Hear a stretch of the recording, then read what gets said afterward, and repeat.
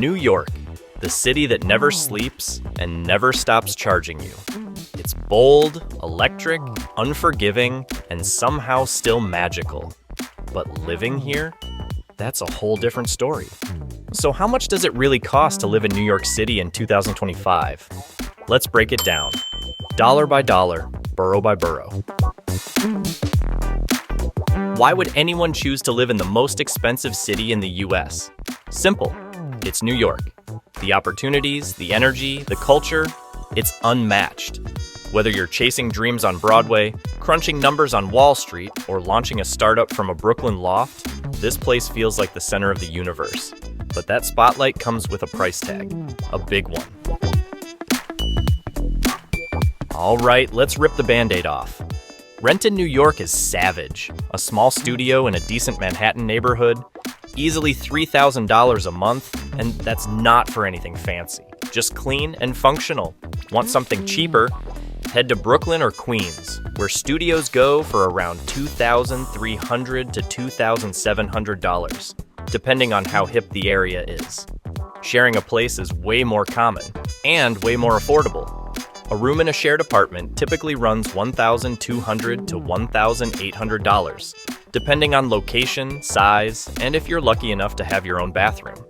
To actually find a place, most people use Street Easy, Zillow, or even local Facebook groups. But move fast. Apartments get snatched up in hours. And landlords? They often want to see that you earn at least 40 times the monthly rent per year. Yeah, let that sink in. Pro tip. Search near the end of the month, when landlords are more likely to cut a deal. And if a place has been sitting for a while, don't be shy, negotiate. Even in New York, desperation can knock $100 to $200 off.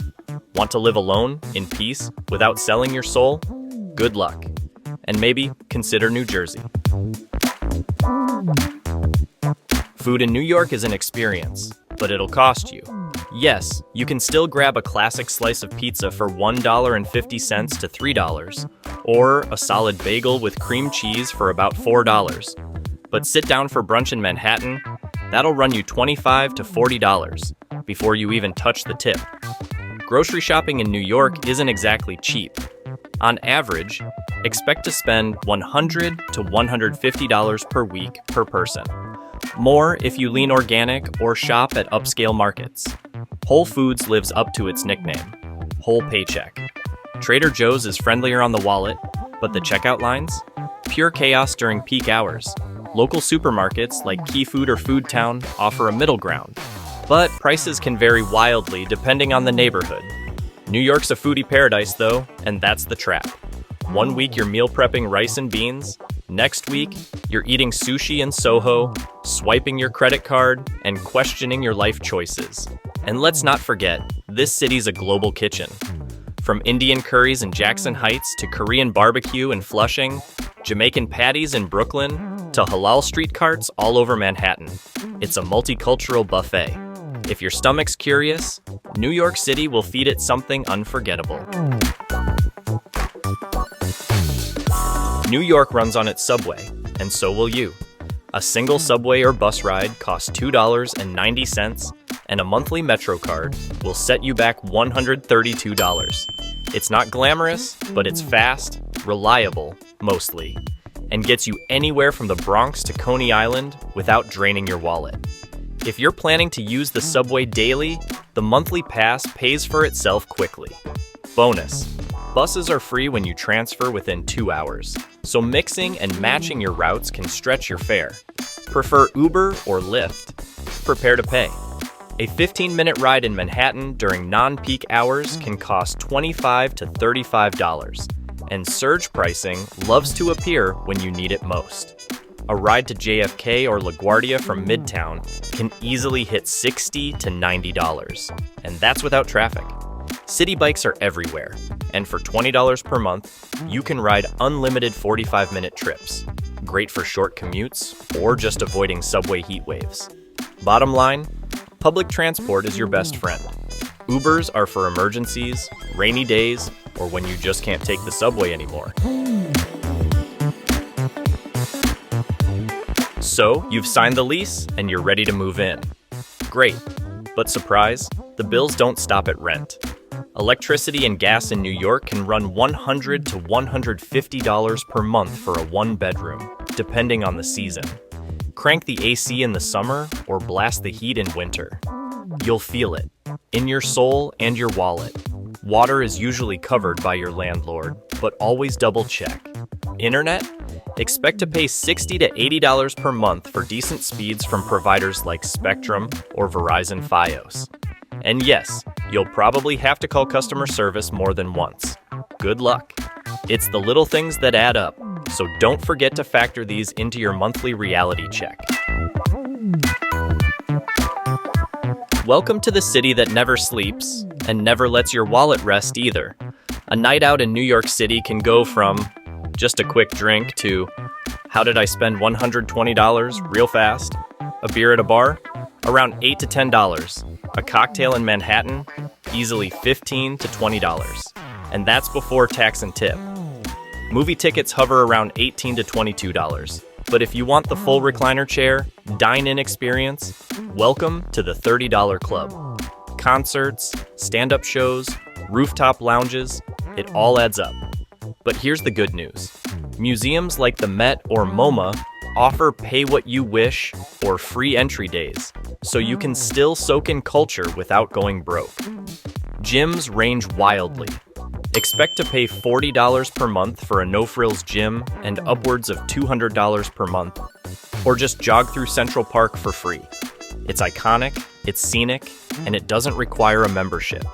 Bottom line, New York City offers everything, but fun here is rarely free. Before you pack your bags for New York, you'll need the right visa, and choosing one isn't exactly a walk in Central Park. If you're just visiting for a few months, maybe for tourism or a business meeting, the B1 or B2 visa is your go-to. It's valid for up to 6 months, but just to be clear, absolutely no working on this one.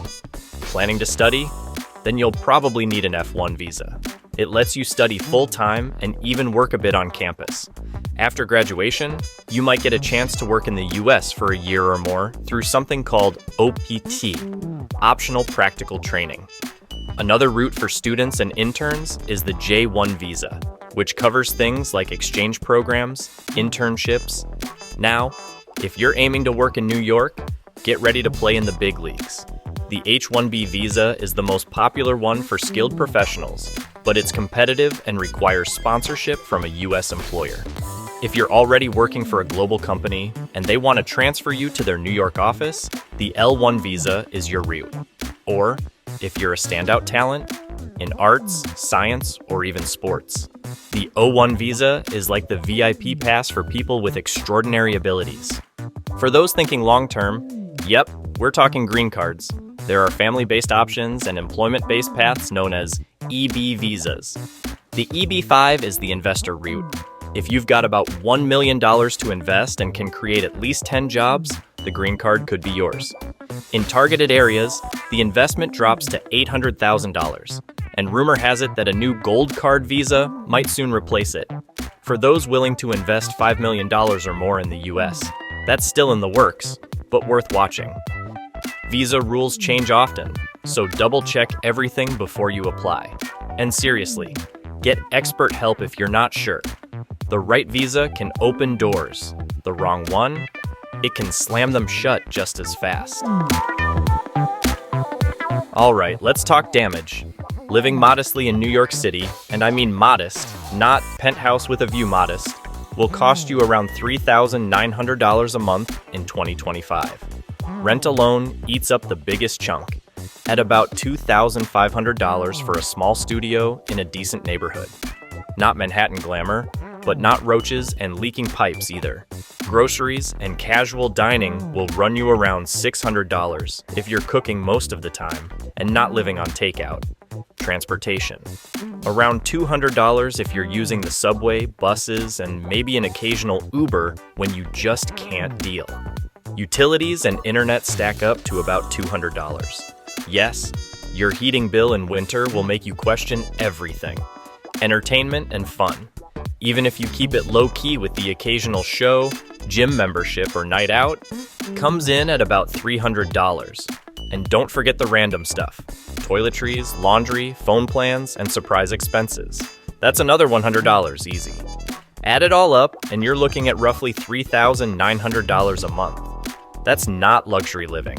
That's just surviving New York. But hey, if you can make it here, right? New York will humble you. Fast. First shock, the rent. You knew it was expensive, but you didn't expect to pay $2,500 a month to live in a glorified shoebox with a closet that barely fits your coat and a radiator that hisses like it's possessed. Then comes tipping. In the US, tipping isn't optional, it's expected. At restaurants, it's 20% or you're the villain. Coffee shops, food delivery, Ubers, even haircuts. Everyone expects something extra. And no, tax isn't included in the sticker price either, so get ready for those final bills to sting. Next up, healthcare. You twist your ankle, and suddenly you owe $1,300 just for walking into the ER. No one tells you how terrifying out-of-network sounds until you're in pain and Googling insurance terms mid-panic. And let's not forget laundry. Unless you strike gold with an in-unit washer and dryer, you'll be hauling your clothes down the street or paying someone else to do it. It's part of the grind.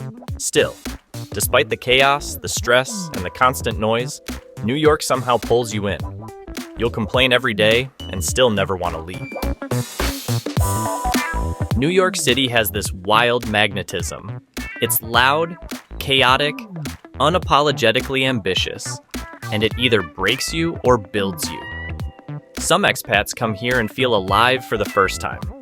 They love the pace, the diversity, the fact that at 2 a.m. they can still get dumplings, see a jazz show, and meet someone who speaks 5 languages in one subway ride. It's a place where every day feels like a movie scene. If you're okay with being slightly broke and constantly overstimulated, but others, they hit their limit. Maybe it's the $10 coffees or the apartment the size of a closet with a view of a brick wall. Or maybe it's the loneliness. Yes, in a city of 8 million. It's not for everyone, and it doesn't try to be. You'll either fall in love and stay for decades, or peace out after 6 months wondering what just happened. New York is wild, intense, and very expensive, but it's also inspiring, alive, and completely addictive. If you're thinking of making the move, just ask yourself, can you afford the chaos? If you like this breakdown, hit subscribe and tell us in the comments, which city should we cover next?